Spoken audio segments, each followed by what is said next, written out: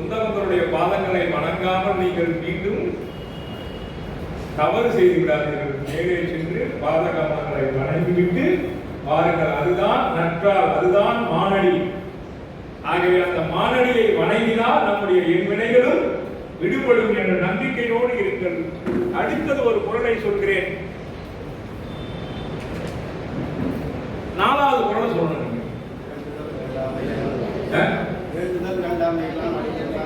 வேண்டுதல் வேண்டாமை இலான் அடி. இந்த திருக்குறளை பார்த்தீங்கன்னா அந்த பாதத்துக்கு ஒரு வார்த்தை போட்டாங்க, இலான் அடி. அப்ப தொடர்ந்து அவர் என்ன சொல்றாரு, மூர்த்தியை வணங்கணும்னு சொல்லவே இல்லைங்க, பாத கமலங்களை வணங்கணும்னு சொல்லிட்டு போயிட்டு இருக்காரு. இலான் அடி சேர்ந்தாருக்கு யாண்டும் இடும்பை இல. உங்களுக்கு உங்க வாழ்க்கையில துன்பம் வராம இருக்கணும்னா நீங்க பகவானுடைய பாத கமலங்களை வணங்கணும். அதான் சொல்றது. யாண்டும் இடும்பை இல்லை. யாண்டுனா எப்பொழுதும். இடும்பைனா துன்பம். இடும்பைக்கு இடும்பை படுப்பர், இடும்பைக்கு இடும்பை படாதவர் திருக்குறள். ஆக அதிர வரும் நோய் நம்முடைய வாழ்க்கையில் வராமல் இருக்க வேண்டும் என்று சொன்னால் திருக்குறள் ஆசிரியருடைய குறளின் வழி நாம் பகவானுடைய பாத கமலங்களை வணங்க வேண்டும். அதற்கு ரொம்ப அழகா நிறைய சமஸ்கிருத விளக்கங்கள்லாம் கொடுத்திருக்காரு. ரஜோகுணத்திலிருந்து தோன்றிய விருப்பு வெறுப்பு உணர்வே பாவமும் பாவமாகும். நம்ம பாவத்துக்கு எது சார் காரணம்? எல்லாரும் புண்ணியம் செய்யறோம், பாவம் ஏன் செய்யறோம்? பாவத்துக்கு எது காரணம்?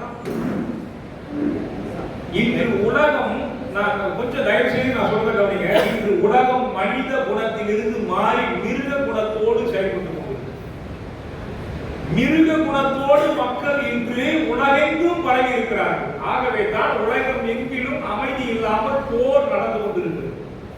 அந்த போர்க்களங்களுக்கு எல்லாம் காரணம் மனிதன் தன்னுடைய இயல்பான குணத்திலிருந்து மாறிவிட்டான். அந்த இயல்பான குணத்திலிருந்து மாறியதால் தான் மனித குணம் மாறி இருக்கிறது. அந்த மனித குணத்தோடு செயல்பட வேண்டும் என்று சொன்னால் இங்கே திருக்குறள் கடவுள் வாழ்த்து சொல்லக்கூடிய உயிரின் இயல்பை புரிந்து கொள்ள வேண்டும். 6 தத்துவம் சொல்லுங்க பாப்பா. யாராவது 6 தத்துவம் புரியுதா?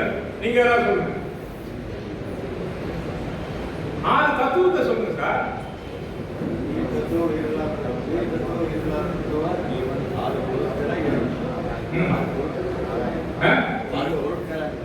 முதல்ல என்ன சார்? ஜீவன், உயிர். ஏன் சார் அதை முன்ன வச்சுட்டு மற்றதெல்லாம் பின்னாடி வச்சிருக்காங்க? ஜீவன் என்ற ஒன்று இருந்தால்தான் மற்ற எல்லா தொடர்பும் வரும். உயிர் உடையது இது, உயிரற்றது அது. புட்கள பொருட்கள். ஆக உயிருடையதை முன்னால் நிறுத்தி அதனோடு தொடர்புடைய உயிரில்லாத பொருளை அடுத்தடுத்து வைத்திருக்கிறார்கள். இந்த நுட்பத்தை இந்த குறள்ல நம்ம சாஸ்திரியார் சொல்லியிருக்கார். ரொம்ப அழகா தொடர்புபடுத்தி சொல்லியிருக்கார். நான் ரொம்ப நுட்பமா இதை படிச்சு விளக்கம் எடுத்திருக்கேன். எப்படி ஒரு இப்படி சொல்ல முடிஞ்சது அப்படின்னு இன்னும் சொல்ல போனீங்கன்னா ஒரு அதிகாரமும் சமண தத்துவத்தோட எப்படி தொடர்பு இருக்குன்றத தன்னுடைய முன்னுரையில ரொம்ப அழகா சொல்லியிருக்காரு. முன்னுரையில பாத்தீங்கன்னா ரொம்ப அழகா சொல்லியிருக்காரு. நம்ம இல்லறத்தாருடைய 5 அனுவிரதங்களை சொல்லக்கூடிய அதிகாரங்களை பட்டியல் போட்டிருக்காரு. மகாத்மதங்களை சொல்லக்கூடிய விரதங்களுக்கான அதிகாரத்தை சொல்லியிருக்காரு. இப்படி ஒன்று சமண தத்துவத்தோட தொடர்பு படுத்தி சொல்லும் போதுதான் சாஸ்திரியார் இவ்வளவு நாளா இந்த அறிவு கொடையை எங்க வச்சிருந்தாரு தெரியலையே அப்படின்னு நம்ம ஆச்சரியப்பட வேண்டியிருக்காது. ஆனா அவருடைய அந்த அறிவு அரங்கேற்றம் பட வேண்டும், அரங்கேற்றம் செய்ய வேண்டும், அதை நாம் படிக்க வேண்டும். இந்த பர்வீஜனுக்கு தான் தோணி இத்தனை தமிழ் தமிழர்கள் கடவுளாட்ட மட்டும் முதல்ல புத்தகமா போடுங்க. அவர் இன்னொன்னு சொன்னார், நீங்க எழுதி முடிக்கிற வரைக்கும் என்னுடைய உடல் போல எப்படி இருக்குமோ தெரியாது, அதனால நான் இதை மட்டுமாவது நூல் வடிவுல பார்க்கணும்னு நம்ம சோமபுரமன் ஐயா சொல்லியிருக்காரு. நான் அவருக்கு இந்த மேடையில சொல்றேன், 133 அதிகாரத்திற்கு அவர் உரை எழுதிய பிறகு அந்த உரையோடையும் உங்கள் தலைமையில் தான் வெளியிட வேண்டும் என்பதை இந்த நேரத்திலே இந்த கோவிலே நான் வேண்டிக் கொள்கிறேன். பெரியவர்களே, உண்மையிலே வேண்டுதல் வேண்டாமை இல்லாத இறைவன் இருக்கான சார். இன்றைக்கு பாத்தீங்கன்னா ராம நவமி நடக்குது. சீதா கல்யாணம் நடக்கும், முருகனுக்கு கல்யாணம் நடக்கும். நம்ம கடவுளுக்கு யாருக்காவது கல்யாணம் நடக்காது, பஞ்ச கல்யாணம் நடக்கும் இல்லைங்களா? அங்க பஞ்ச கல்யாணம் இருக்கா? இல்லைங்களா? அப்பொழுது ராக தேசம் காமம் இருக்கக்கூடிய நிலையில் கடவுளை வணங்கினால் அவங்க கிட்ட என்ன நாம வணங்குற கடவுள் வேண்டுதல் வேண்டாமை இல்லாதவன். அவனை வணங்கினால் அவன் எந்த ராகத்வேஷம் இல்லாமல் இருக்கிறானோ வீதராகியாக, அந்த வீதராக குணம் தான் நமக்கும் கிடைக்கும். அதைத்தான் இந்த குறள்ல ரொம்ப அழகா வேண்டுதல் வேண்டாமை இலானடி சேர்ந்தார்க்கு யாண்டும் இடும்பை இல என்று ரொம்ப சொல்லிட்டார். குணங்களை ரெண்டு விதமா சொல்றார் சார். சுப குணம், அதுக்கு எதிரானது அசுபம் இல்லைங்களா? வினைய வளர்க்கறதுக்கு ரெண்டு இருக்கு, வினைய உதிக்கிறதுக்கு ரெண்டு இருக்கு. வினைய வளர்க்கிற செய்தி எது சொல்லுவோம்? வினை உதிர்ப்பு எதுல வந்து சொல்லுங்க? வினை உதிர்ப்பு நிர்ஜரை இல்லைங்களா? அது சுப குணத்தினால வரும். வினை கற்றது அசுப குணத்தினால வரும். அதை ரொம்ப அழகா தெளிவா சொல்லியிருக்காரு. ஆக நமக்கு வினை ஏன் வருது அப்படின்றதுக்கும் வினையை விடுவதற்கான செய்திகளையும் இந்த அற்புதமான வேண்டுதல் வேண்டாமை இலான் அடி, இலான் அடி இங்க பாத்தீங்கன்னா எப்படி சொல்லியிருக்காரு?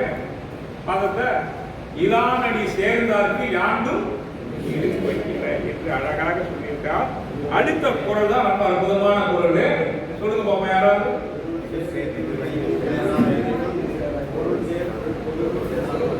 இதுல நான் முக்கியமான சில கேள்விகள் கேட்கிறோம். எனக்கு விளக்கல சார், அதனால உங்களுக்கு கேள்வி பேசுகிறேன்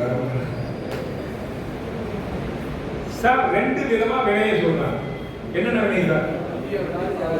நல்வினை தீவினை அப்படி வச்சுக்கோங்க, எல்லாரும் புரியுற மாதிரி.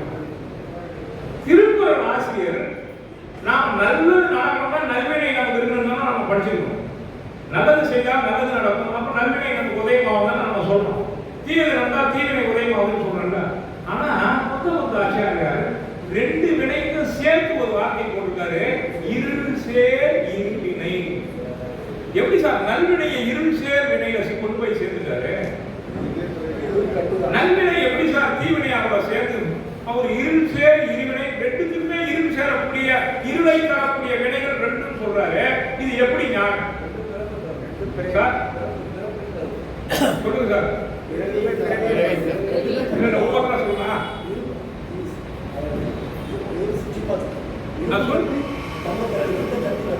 ரெண்டு கல்வி கட்டிதான். சரி, வேற யாராவது? இருள் சேர் இருவினை என்று சொன்னால் ரெண்டு வினை தான். வினை கட்டு இருந்தா நமக்கு கண்டிப்பா என்ன கிடைக்கும்? பிறவி கிடைக்கும். நம்ம நோக்கைனா பிறவியிலிருந்து விடுபடணும். ஆக அது தங்க காப்பா இருந்தாலும் சரி, இரும்பு காப்பா இருந்தாலும் சரி, கட்டுப்படுறது உண்மைதானே? தங்க காப்புல தானே போட்டுக்கிறீங்க. நான் உள்ளே இருக்கிற யாராவது விரும்புவீங்களா? அப்ப தலையிலிருந்து விடுபட வேண்டும் என்று சொன்னால் நல்வினை தீவினை என்ற இரு வினைகளில் இருக்கும் ஒரு ஜீவன் விடுபட வேண்டும். அதை ரொம்ப அழகா சொல்றாரு. நல்வினையாக இருந்தாலும் அந்த வினையின் மூலம் உங்களுக்கு பிறப்பு உண்டு, மூப்பு உண்டு, மரணம் உண்டு. ஆகவே நல்வினை தீவினை என்ற இரு வினைகளிலிருந்து விடுபட வேண்டும் என்று சொல்வதற்காக தான் இருள் சேர் இருவினையும் சேரா இறைவன் பொருள் சேர். அதுதான் சார் பொருள். அந்த இடத்துல அர்த்தம் பொருள் சேர் ரொம்ப அழகா எழுதியிருக்காரு. பொருளா மனங்கள் சார். பொருள் சேர் இருள் சேர் பொருள் சேர் ரெண்டுத்துக்கு அர்த்தம் அழகா இருக்காரு. இருள் சேர் இருவினையும் சேரா இறைவன் பொருள் சேர் புகழ் புரிந்தால் இந்த உலகத்துல உங்க புகழ் இங்க நிற்குனா பத்தாது, தரை மட்டும் பரவிருந்தா கூட பத்தாது. சித்த சிலாகத்தில் உங்கள் புகழ் நிலைத்து நிற்க வேண்டும் என்பதைத்தான் இரண்டு வினைகளையும் விடுபட்டு உங்கள் ஆன்மா பிறவி கடலிலிருந்து விடுபட்டால்தான் உங்கள் புகழ் நிலைத்து நிற்கும். ஆகவே தான் அந்த புகழைத்தான் இங்கே சாஸ்திரியார் மிக அழகாக குறிப்பிட்டிருக்கிறார். இருள் சேர் இருவினையும் சேரா இறைவன் பொருள் சேர் புகழ் புரிந்தார். புகழ் புரிந்தவங்க எங்க இருக்காங்க? சித்தலோகத்தில் இருக்காங்க. இங்க இருக்கிற நாம புகழ் தர்றது பெரிய விஷயம் இல்ல. நேற்று எம்எல்ஏ, நேற்று மந்திரி, இன்னைக்கு இல்ல. இது புகழ் இல்ல, இது பெருமை இல்ல, இது நிலைத்தது இல்ல. ஆகவே புகழ் புரிந்தார் மாற்று நாம் செல்ல வேண்டும் என்று சொன்னால் இருவினைகளையும் நாம் கடக்க வேண்டும். இருவினைகளையும் கடக்க வேண்டும் என்று சொன்னால் ஆசாபாசங்களில் இருந்து நாம் விடுபட, அதுதான் அழகா சொல்லியிருக்கார். அடுத்த குறள் சொல்லுங்க சார். சொல்லுங்க, கரெக்டா சொல்லிட்டீங்க. பொறிவாயில் ஐந்தல். ஏன்னா இந்த வெயில் வெளியில காலையில இருந்து வெயில் முழக்குது. நீங்க காலையில இருந்து பகவான் ஊர்வலத்தோட இருப்பீங்க. நல்ல உணவு கொடுத்துருக்காங்க. உண்ட மயக்கம் கொஞ்சம் இருக்கத்தான் செய்யும். அதனால நான் உங்களை கேள்வி கேட்கும் போது நீங்க என்ன பண்ணீங்க? தெரியல, பக்கத்துல அப்படி திரும்பி பாத்தீங்கன்னா அவரு தூக்கத்துல கொஞ்சம் எழுதிட்டுருவாரு. இந்த ஒரு சுயநலத்தோட தான் நான் உங்ககிட்ட கேள்விலாம் கேட்டுருக்கேன். ஆக அதை சொல்லுங்க பாப்பா, இந்த குறளை சொல்லுங்க. பொறிவாயில் ஐந்தறித்தான் பொய்தீர் ஒழுக்க நெறிகின்றான் நீடுவார். சரிங்க, பொறிகள் எது சார்? பொறிகள் எங்க இருக்கு? முகத்துல இருக்கு இல்லைங்களா? என்னென்ன பொறிகள் இருக்கு? நெய், வாய், கண், மூக்கு. சரி, 5 பொறி இருக்குங்களா? 5 அவித்தான்னா மகளிர்லாம் இருக்கிறீங்க. இட்லியை சுடணுமா அவிக்கணுமாங்க? இட்லி அவிச்சாச்சான்னு நீங்க என்ன பண்ணுவீங்க? ஒரு குச்சி எடுத்து பாப்பீங்களா இல்லையா? அது பதம் வந்துருச்சா இல்லையா பாப்பீங்களா இல்லையா? இப்படி இந்த 5 பொறிகளும் நாம சொல்றத கேக்குதா இல்லையா? நம்ம கண்ட்ரோல்ல இருக்கா இல்லையா? அதோட இஷ்டத்துக்கு ஆட்டம் போடுதா? இப்படி தெரிஞ்சுக்கணும்ன்றதுனாலதான் இந்த குறளாசிரியர் என்ன சொல்றாரு? இந்த 5 பொறிகளையும் கட்டுப்படுத்து. ஏன் சுடன்ற வார்த்தை போடல? பொறிவாயில் 5 சுட்டான் போட்டுக்கலாம். ஏன் அவித்தான் போட்டார்? பொறிகள் இருக்கணும், கண்டிப்பா கண்கால் மூக்கு செவி இருக்கணும். ஆனா அது தன்னுடைய உணர்ச்சியின் பின்னால் போயிடக்கூடாது. அறிவிற்கு கட்டுப்பட்டு உள்ளது. உணர்ச்சியின் பின்னால் இந்த 5 பொறிகளை விட்டுவிட்டால் நமக்கு பாவம் தேடி வரும். இந்த 5 புலன்களை அடக்கி ஆளும் பொழுதுதான் நாம் வினைகளில் இருந்து விடுபட முடியும். அதற்கு ஒரு அழகான ஒரு அக்னினை, ஒரு பொருளை சொல்வார், ஒரு உயிரினத்தை சொல்லுவாங்க. இந்த 5 புலன் அடக்குது. ஆமை அழகா சொல்றார். 5 அவித்தான் ஆற்றல் அகல் விசிம்பிலான் போவான் இந்திரனே சால். இது ஒரு எழுதினாரு. இந்திரனே அகலிகை பின்னாடி போய் வழியை தேடிட்டான். அவனை எப்படி 5 பொறி அடக்கத்துக்கு உதாரணம் சொன்னார் பொருளாசிரியர். கேட்டாங்க சார், என்ன 5 அவித்தவனுக்கு எப்படி இந்திரனை கரினா சாட்சி எப்படி சொல்ல முடியும்? எப்படி சொன்னாங்கன்னு கேட்டீங்கன்னா, அங்க இருக்கிற இந்திரன் வேற, சமணத்தில் இருக்கிற இந்திரன். ஆகவே தான் 5 பொறிகளை அடக்கி ஆள்வதற்கு சாட்சி யார்னா இந்திரன். ஆக இந்த பொறிவாயில் 5 அழித்தானது ரொம்ப அழகா தெளிவா இருக்காரு. பொறிகளை அழிக்க சொல்லவில்லை, பொறிகளை தன்னுடைய கட்டுப்பாட்டில் வைத்தார். பொறி நுகர் வாழ்க்கைனா நம்ம வாழ்ந்துட்டு இருக்கிறோம். ஐயோ 7 மணிக்கு அந்த தொடரை பார்க்கணும், எனக்கு தூக்கம் வராது. 9 மணிக்கு படுக்கும் போது ஜட்டுவா கரோனா தான் எனக்கு தூக்கம் வரும். காலையில எழுந்தா ஃபில்டர் காபி சாப்பிட்டா தான் எனக்கு தூக்கம் வரும். இதெல்லாம் நம்ம பொறியின் பின்னாடி ஓடுறதுக்கு உண்டான ஓமைகள். தூக்கம் தெரியும் பாத்தீங்களா? முடிஞ்சு வச்சு ஃபில்டர் காபி அழகா கிடைக்கும் பொழுது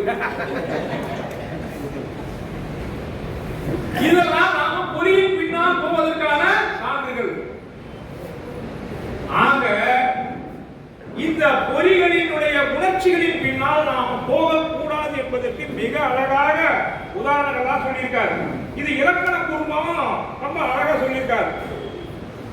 குளமைந்தும் வென்றான் தன் வீரமே வீரம். போர்ல 1000 யானை அவனுடைய வென்றா பாருங்க, அவன் இல்ல வீரம். பொறிகளை கட்டுப்படுத்தினாதான் அவன் வீரன். அது அழகா தன்னுடைய நூல்கள்ல நிறைய உதாரணம் சொல்லியிருக்காரு. பொய் தீர்ந்த ஒழுக்க நெறிக்கு ஆதிநாதனை தான் அவர் ஓமைப்படுத்தியிருக்கிறார். ஆக உணர்வுகளை அழித்தவன் கடவுள்.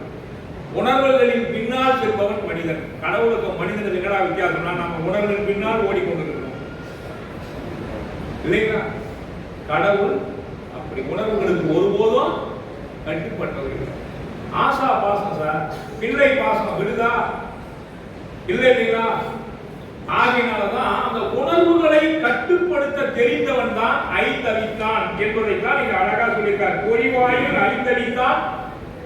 பொறிவாயில் ஐந்து அவிக்கலன்னா நீங்க வாழற வாழ்க்கை பொய் வாழ்க்கை.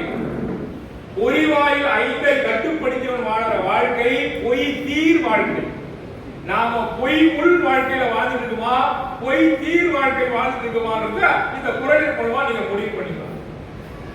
புரியுதா சார்? ஆனா சார், பொய்நீர் வாழ்க்கையா பொய்யுள் வாழ்க்கை? கைகேய அழகா சொல்லுவான் கம்பன், மாசுரு கைகேயின்னு.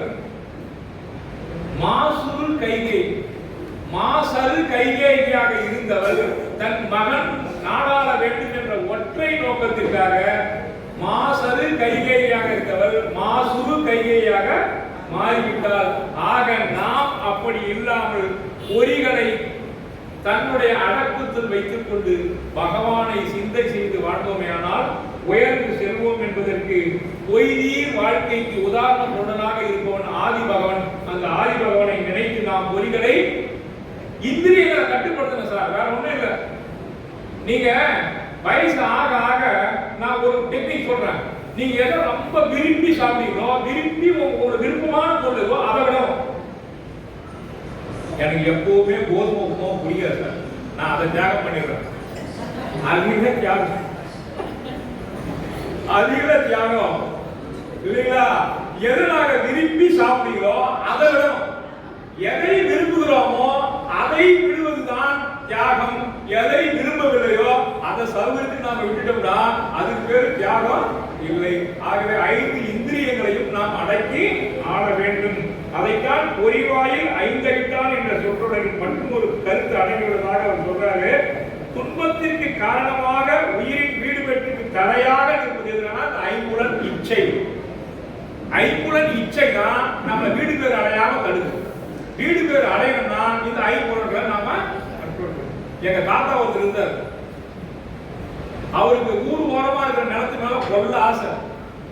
ஊருக்கு வெளியில 10 ஏக்கர் நிலம் இருக்கு, அதை விட ஊர் பக்கத்துல இருக்கிற காகாணி நிலத்து மேல உயிர்னா உயிர். அவருக்கு கடைசி காலத்துல இழுத்து போச்சு, 92 வயசு.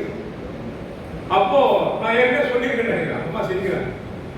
அவரு ஏற்படி நடந்ததுக்கு முன்னாடி மலர்ந்த புண்ணாக்க எள்ளு புண்ணாக்க கையில போடுவார், கிலோ கணக்கு மூட்டை கணக்கு வாங்க. அது மாடு எதுவும் அந்த தண்ணி குடிச்சிடாம இருக்கிறதுக்காக அங்கே காவல் இருப்பார். அப்ப கடைசி காலத்துல இழுத்து பச்சு இருக்கும்போது அவரை விட மூத்தவர் சொன்னாரு, டே அந்த நாட்டா இருக்க அந்த கைனி மேல ஆசைடா, அந்த ஆசைகள் தான் இழுத்து பச்சு இருக்குது, அந்த கைனி மண்ணு அவன் எட்டாவது குழச்சிக்கு உள்ள ஊத்துக்கடா அப்படின்னா அது மாதிரி ஊத்து பொட்டுன்னு போயிடுச்சு. இது ஏன் சொல்ல வரோம்னா, இந்த ஐம்பொறிகளை நாம கடைசி வரையும் என் வீட்டுக்காரர் ஃபில்டர் காஃபினா ஆசை, எங்க அறவழை மாதிரின்னு காஃபி போட்டு போட்டு கொடுக்காதீங்க. அவருக்கு எது விருப்பமோ அதை விட சொல்லுங்கள், அதுதான் நமக்கு சிறப்பு என்பதை நான் சொல்லிவிடுகிறேன். அடுத்தது உயிரின் உணர்வுகள் எது, உடம்பின் உணர்வுகள் எது? உயிரின் உணர்வுகள் முக்கியமா, உடம்பின் உணர்வுகள் முக்கியமா? இந்த உடம்புக்காக நீங்க சேவை செய்து வீணாக்காத வாழ்க்கைய உயிரினுடைய இயல்பு என்ன, உயிரினுடைய நேச்சர் என்ன, அதை முதல்ல பின்பற்ற கத்துங்க அப்படின்னு சொல்றார். அத ரொம்ப அழகா உயிரினுடைய இயல்பு என்ன, உடலினுடைய இயல்பு என்ன பிரிச்சு சொல்லியிருக்கார். அத ஒளிவரம்பாகிய புண்ணிய முதல்வன் ஜீவக சிந்தாமணி சொல்றது. நான் நினைக்கிறேன் இவரு எனக்கு சிந்தாமணி செம்மன் பட்டம் கொடுத்த மாதிரி அவர் கூட சிந்தாமணிக்கு ஏதாவது ஒரு பட்டம் கொடுக்குறாங்க. ஏன்னா ஒரு பொருளுக்கும் இலக்கியத்துல எங்கெல்லாம் இருந்து எப்படி படிச்சாரு எப்படி எடுத்தாரு ஆத்தா அந்த வரி எடுத்தாங்க போட்டிருக்காரு.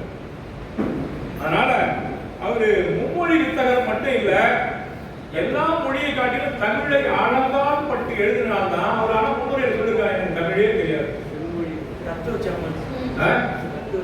ஆமா, தத்துவ செம்மன் கொடுத்துலாமா பாருங்க, இப்பவே உங்களுக்கு பட்டம் ரெடி ஆயிடுச்சு. ஆக அவ்வளவு அற்புதமாக இங்கே பொறிவரம்பாகிய முதல்வனுக்கு எத்தனை இடங்கள்ல பொறிவாயில் ஐந்தவித்தானுக்கு இலக்கணம் எடுக்க முடியுமோ எடுத்து சொல்லியிருக்கார்.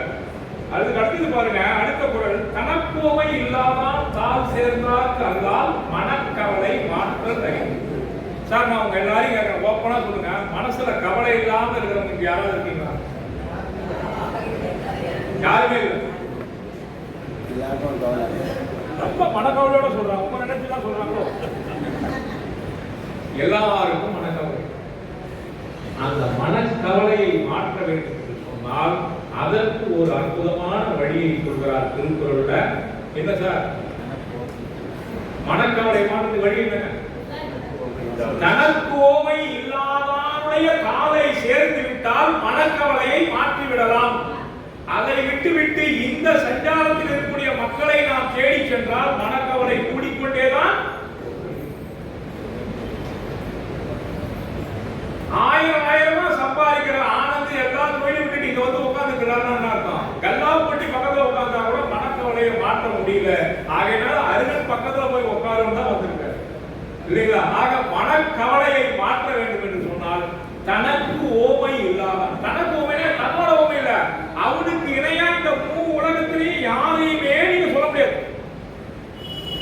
அவனுடைய கால்கள் எத்தனை குரல்ல கால்களை பத்தி சொல்லிட்டு வர்றாரு, நீங்க பட்டியல் போட்டு பாருங்க. தனக்கு ஓமை இல்லாதான் தால் சேர்ந்தார்க்கு அல்லால் மனக்கவலை மாற்றல். இன்பம் வரும்போது சிரிக்கிறோம், துன்பம் வரும்போது அழுவோம். இந்த உலகத்துல நாம இன்னொரு கேள்வி கேட்கிறோம், இந்த உலகம் இன்பத்தால் நிறைந்திருக்குதா துன்பத்தால நிறைந்திருக்கா? சார் ரெண்டு கலந்து எது சார் அதிகம்? துன்பம் தான் அதிகம். ஆமா, இஸ்ரேல் ஈரானி நினைச்சுங்க, துன்பம் அதிகமா இல்லையா? அதனால ரொம்ப அழகா சொல்றாரு, நிறைய உதாரணங்கள் சொல்றாரு. இடர்திசை நீங்க நின்றார்க்கு அறம் ஆயுதம் படைகள் ஒன்று இருநிலை ஏழும் பண்டை புதுபல புறம் கண்டான். அதுதான் ஒரு குறளை சொல்றார் சார். எட்டாவது குறள் என்ன சொல்லு பார்ப்போம். எட்டாவது குறள் சொல்லிட்டீங்க.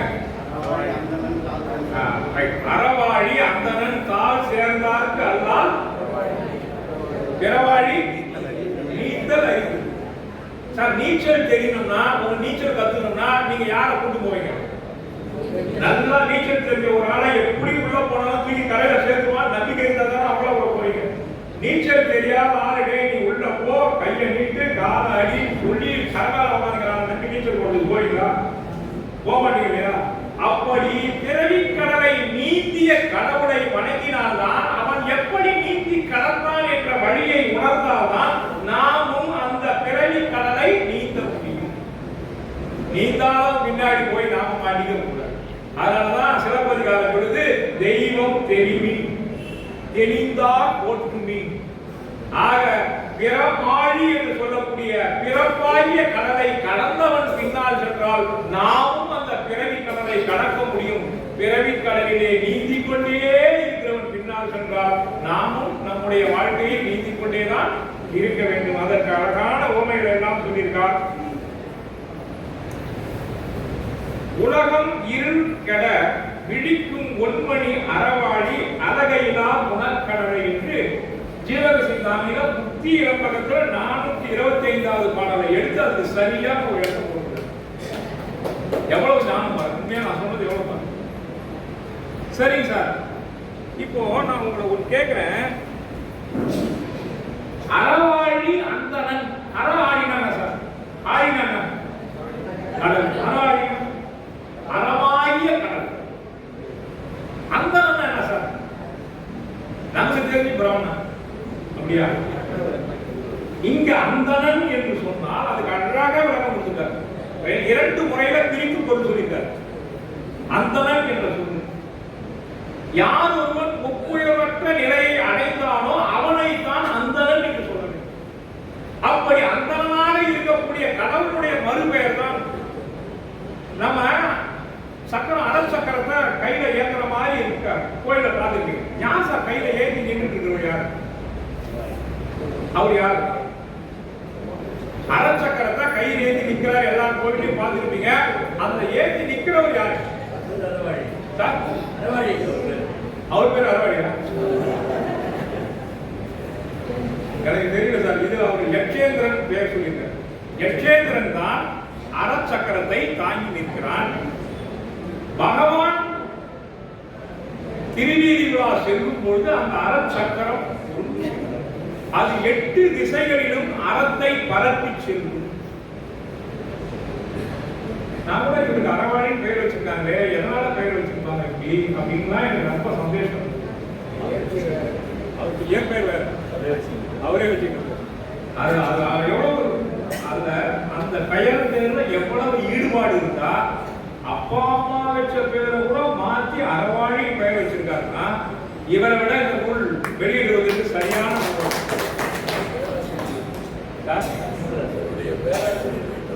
அதை ஏத்துக்கிட்டீங்கன்னா அதுக்காக நாங்க உங்களுக்கு தேங்க்ஸ் சொல்றோம். ஆக அற ஆழி என்பது 8 திசைகளிலும் அறத்தை எங்கெல்லாம் அறம் குறைந்து இருக்கிறதோ அங்கு அறத்தை பரப்புவதற்காக பகவான் வீசி வருவார். அப்பொழுது அறச்சக்கரம் சுழன்று கொண்டே செல்லும். அப்படி செல்லும் போது 8 திசைகளிலும் அறம் நிலைத்து அறத்தை நிலைப்பாடுபடுத்துவதற்காகத்தான் அறாழி சக்கரம் பகவான் முன்னால் செல்லும். அதை கூட இன்னைக்கு சில நேரத்தில் நம்ம அந்த பாவனையோட தான் அறச்சக்கரத்தை பிடிச்சிட்டு போற மாதிரி தான் இன்னைக்கு திருவிழா போது நம்ம முன்னாடி எடுத்துக்கிறோம். ஆக பகவான் வருகிறார் என்று சொன்னால் அறத்தை நிலைப்பாடு செய்வதற்காகத்தான் செல்கிறார் என்பதை நாம் உணர்ந்து கொள்ள வேண்டும். அதைத்தான் இந்த குறள் ரொம்ப அழகாக சொல்கிறது. அடுத்த குறளை சொல்லுங்க. அறவாழி அந்தணன் தாள் சேர்ந்தார்க்கு அல்லால் பிறவாழி. அறவாழி பிறவாழின்னு என்ன சார் அர்த்தம்ப்பா? அற ஆழி என்று சொன்னால் அறத்தினுடைய நிலைப்பாடு, அறத்தினுடைய கடவுள், அறத்தினுடைய கடல். பிறவாழி என்றால் அறத்திற்கு மாறான மர ஆழி. புரியுதுமா உங்களுக்கு? அறத்திற்கு நேர் எதிரானது மர ஆழி. அற ஆழி என்று சொன்னால் அறத்தை கடலாக கொண்டு மிகப்பெரிய தர்மம் ஞானம் என்று சொல்றோம். பிறவாழி நீத்தல் அரிது என்று சொன்னால் பிறவி கடலில் இருந்து நாம் விடுபடுவது முடியாது. ஆகவே அறவாழியை வணங்கினால் அறத்தின் வழியில் நின்றால் நம்முடைய வாழ்க்கையும் செல்வார்ந்த வாழ்க்கையாக இருக்கும் என்பதை நான் இந்த நேரத்திலே உங்களுக்கு நினைவுபடுத்த விரும்புகிறேன். நம்ம ஆர்மில இருந்து ஒரு நண்பர் வந்திருக்காரு. உங்க எல்லாரும் அவருக்கு தெரியும். மிகப்பெரிய வணிகத்தில் இருந்தவர், சாரி சேல்ஸ்ல இருந்தார். நல்ல பெரிய லெவலில் டர்ன் ஓவர் பண்ணிட்டு இருந்தார். இப்ப எல்லாத்தையும் விட்டார். தர்மம் எங்க நடக்குதோ, எங்க திருவிழா நடக்குதோ, எங்க ஐம்பது விழா நடக்குதோ அங்க போய் தன்னால் முடிந்த சேவையை செய்து கொண்டிருக்கிறார். அவர் நினைச்சிருந்தா மாசத்துக்கு எத்தனை லட்சம் ஆனாலும் டர்ன் ஓவர் பண்ணிக்கலாம். திடீர்னு ஒரு மாற்றம் அவருடைய வாழ்க்கையில் அப்படியே அறத்தின் பக்கம் வந்துட்டார். அதுதான் அறவாழி அந்தணன் தாள் சேர்ந்தார். இப்படி நாம பொருள் கடந்தே வாழ்க்கை என்று இருந்தால் நாம் வாழ்கிற வாழ்க்கைக்கு பொருள் தேவை, ஆனால் நாம் வாழும் வாழ்க்கைக்கும் பொருள் தேவை. ஆக நாம் வாழ்கிற வாழ்க்கைக்கு பொருள் தேவை என்று சொன்னால் நம்முடைய இருப்பை அறத்தினுடைய அடையாளமாக விட்டு செல்ல வேண்டுமே தவிர மரத்தினுடைய அடையாளமாக விட்டு செல்ல கூடாது. ஆகவே தான் நமது மும்மொழி வித்தகர் நாம் இந்த பூமியில் இருந்தோம் என்பதற்கு சான்றாக தான் பெற்ற கல்வியை கொண்டு இந்த கடவுள் வாழ்த்தை மட்டும் ஒரு நூலாக நம்முடைய கைகளிலே அறநூலாக தமிழ்விட்டிருக்கிறார். அது அவர் செய்த மிகப்பெரிய அறிவு கொடை என்றுதான் நாம் சொல்ல வேண்டும். தர்ம சக்கரத்தை பத்தி எத்தனை நூல்கள் சொல்லியிருக்காங்க சொல்றாரு. அறாழி அண்ணன் இவன் என்பார் ஜீவகசிந்தார். அருளுடன் அறவா அப்பர் திருநூற்றாண்டாரு. தர்ம சக்கர தலைவன் திருப்பமாலை. அருளாழியும் செல்ல பின் செல்வதொன்னோ சூடாமணி. தர்ம சக்கர பிரபோ பிரிகே நமஹா. அது சமஸ்கிருத மகாபுராணத்துல இப்படி சாந்தி பக்தியில சொல்றாங்க. ஜெயினேந்திரம் தர்ம சக்கரம் பிரபவது சதலாம். உங்களுக்கு தெரியுங்களா? அப்போ எங்கெல்லாம் தர்ம சக்கரத்தை பத்தி சொல்லியிருக்காங்களோ அதை எல்லாத்தையும் தொகுத்து கொடுத்துட்டாரு சார். அதுக்கு அவருடைய உழைப்பு எத்தனை மணி நேரம் போட்டுருப்பாரு. நமக்கு எல்லாத்தையும் ஒரு ஜூஸ் கொடுக்குற மாதிரி கையில கொடுத்துட்டாரு. இதுதான் சார் இந்த நூலுடைய ஸ்பெஷல். இவர் இவ்வளவு நேரம் எழுதுறதுக்கு அவங்ககிட்ட நம்ம பொறுமையா விட்டாங்க. அவங்களையும் நம்ம பாராட்டணும். இவரை தொந்தரவு பண்ணாம இருந்தா இவர் இவ்வளவு குடும்பம் உடையதோட எழுத முடியும் இல்லைங்களா? இப்ப வயசான உடனே நிறைய வீட்டுல என்ன நடக்குதுன்னா, அந்த அம்மா இவ்வளவு நாள் நமக்கு ஓடி ஓடி வேலை செய்யறாங்க, இப்ப அவங்க சொல்ற வேலையெல்லாம் நாம செஞ்சுட்டு இருக்கோம். சக்கரம் திருப்பி வருது சார், இது அறச்சக்கரம் இல்லை, இது குடும்ப சக்கரம். ஆக பகவான வணங்கணும்னா நாவால் துதிக்கணும், காலார வணங்கணும். பரீட்சைக்கு போகும்போது பையன் சாமி கும்பிட்டு போனான்னு சொல்றாங்க, நேரம் பிள்ளையார் கோயில் போனா பிள்ளையாருக்கு ஒரு பைக் கொடுக்குறோம். இது வணக்கம் இல்லை இல்லைங்களா? அது அழகா சொல்றாரு. கோலில் பொரியலவே, அந்த பொருளை யார் அழகா சொல்றீங்க?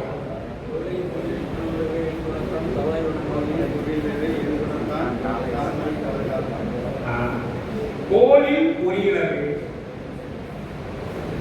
எட்டு குணத்தை பத்தி சொல்ற. 8 வினைகளை விட்டோம்னா 8 குணங்கள் வரும். 8 வினைகள் என்னன்னு உங்களுக்கு தெரியும், நேரம் பகுதி நான் சொல்லல. 8 வினைகளை விட்டோம்னா 8 குணங்கள் வரும். என் குணத்தான் காலை வணங்கா தலை. அப்ப வணங்காத தலையா நம்முடைய தலை இருக்காமா? கொஞ்சம் நினைச்சு பாருங்க. என் குணத்தான் காலை வணங்க வேண்டும் என்பதை புறனாக சொல்கிறார் இந்த குறளிலே. என் குணத்தான் காலை வணங்கா தலை. தலை எங்க இருக்கு? நம்முடைய உடம்புல இருக்கு. ஏன் உடம்பு சொல்லாம தலையை மட்டும் சொல்லிட்டு போனார்? சொல்லுங்க. உடம்புக்கு சிரசே பிரதானம். எஞ்சார் உடம்புக்கு சிரசே பிரதானம். அது மட்டும் இல்ல, 8 வினைகளை விடணும்னா 5 பொறிகள் அடக்கணும். 5 பொறிகள் எங்க இருக்கு?